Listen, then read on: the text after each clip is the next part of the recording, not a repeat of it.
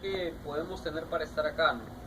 Porque estamos reunidos acá para hablar sobre Venezuela, para hablar sobre Siria. En buena cuenta, pues, ¿qué nos interesa, digamos, lo que pasa en Venezuela, ¿no? Fuera, digamos, de lo noticioso, no parece haber mucho interés en si vaya o no vaya Maduro, ¿no? A veces parece una cuestión de hinchaje, ¿no? Entre la derecha hincha a la oposición y la izquierda, bueno, alguna izquierda hincha a Maduro, ¿no? Igual en Siria, ¿no? Algunos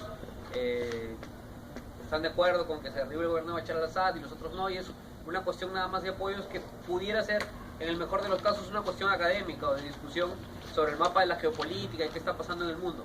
¿Cuál es el interés para nosotros? Y aquí sí creo que hay una reflexión importante de que conocer el mundo implica conocer cuál es nuestra situación en el mundo, nuestra situación como individuos, como grupo social, como seres humanos.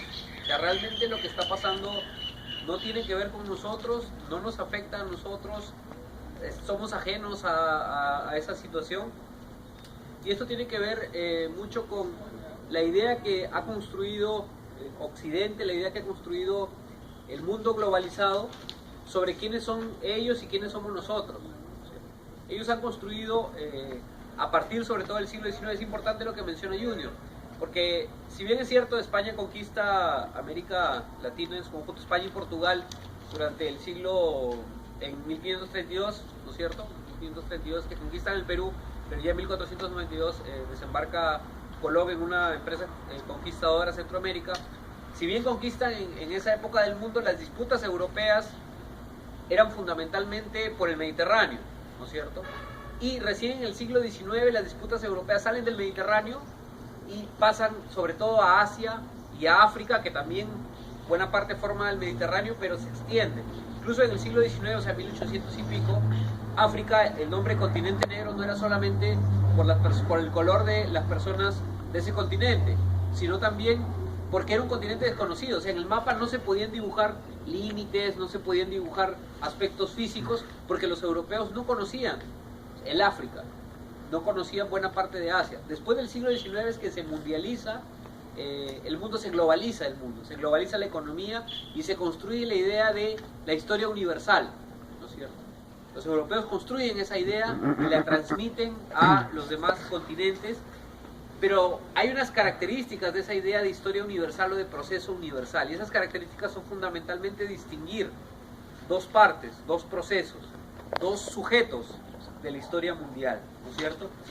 Esto se resume en buena cuenta en la idea de que existen unos que ejercen el poder porque saben más, porque conocen más, porque son más civilizados, y otros que debemos aprender y ser gobernados porque somos menos civilizados, tenemos menos capacidad, incluso innata, para poder desenvolvernos de manera autónoma, ¿no es cierto? Y de ahí viene, por ejemplo, el gran postulado, o uno de los postulados más vergonzosos que han podido tener los países europeos, de tener un dominio conjunto de la Amazonía, porque los sudamericanos no vamos a poder manejar el último pulmón del mundo. Como ellos destruyeron su vegetación hace mucho tiempo, asumen que ellos deben gobernar el dominio de la Amazonía.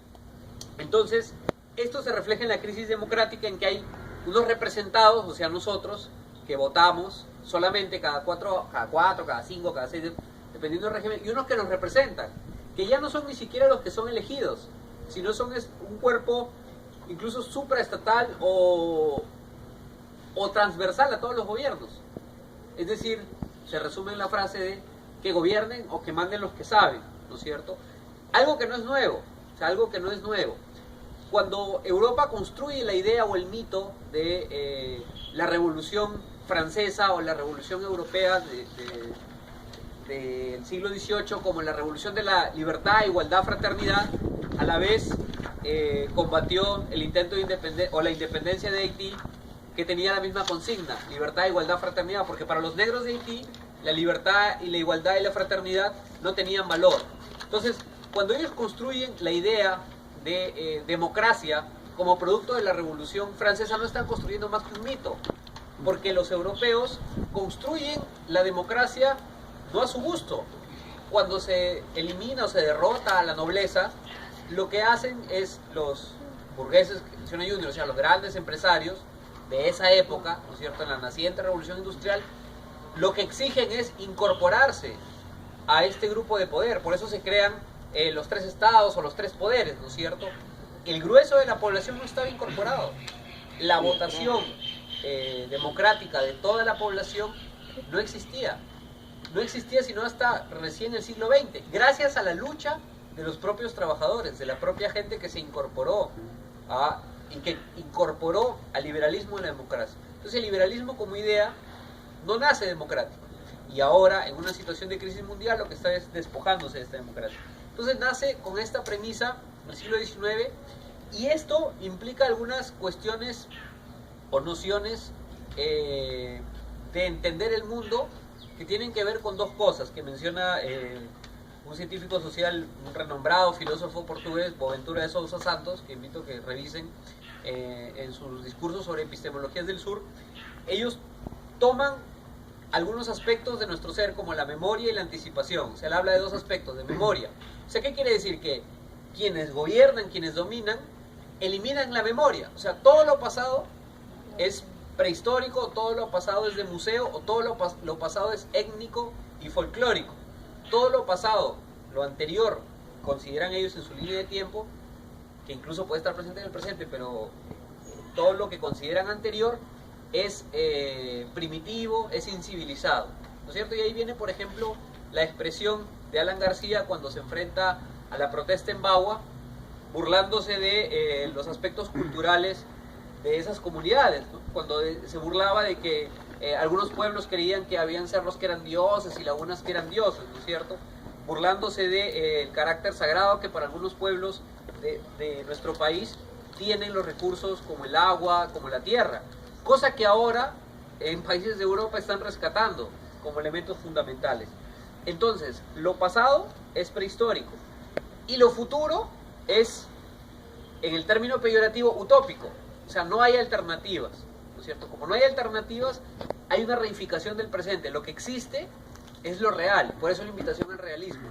Si alguien quiere participar de una organización que piensa alternativas para el país, para la región, para el mundo, inmediatamente surge la respuesta represora: no hay alternativa, o sea, hay que ser realista, ¿no es cierto?